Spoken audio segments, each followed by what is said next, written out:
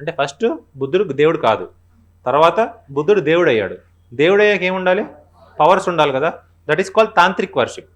So tantricism కూడా బుద్ధిజంలో start అయింది. That is called diamond vehicle. That is called Vajrayana Buddhism అంటాం.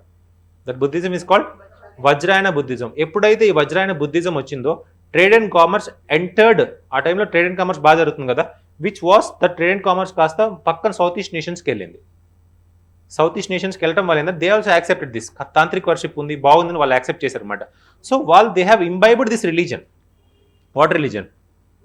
బుద్ధిజం. వాళ్ళు ఇంబైబ్ చేసుకోవటం వల్లనే అక్కడ సస్టైనెన్స్ ఉంది. అక్కడ సస్టైనెన్స్ ఉంది కాబట్టి Buddhism has still relevance is this day. Because in this present world ఐఆర్లో very important thing is soft power diplomacy. ఐఆర్లో ఏంటి?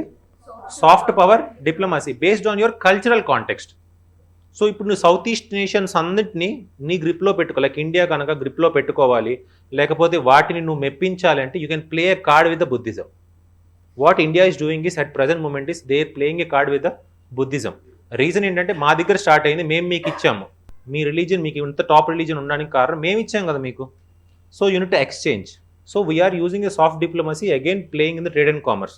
ఇప్పుడు రీజన్ ఏంటంటే ఎకానమికల్గా బుద్ధిజం బేస్ అయ్యింది. ఆ ఎకనామికల్గా జైనిజం బేస్ లేదు కాబట్టే it got degrading day by day.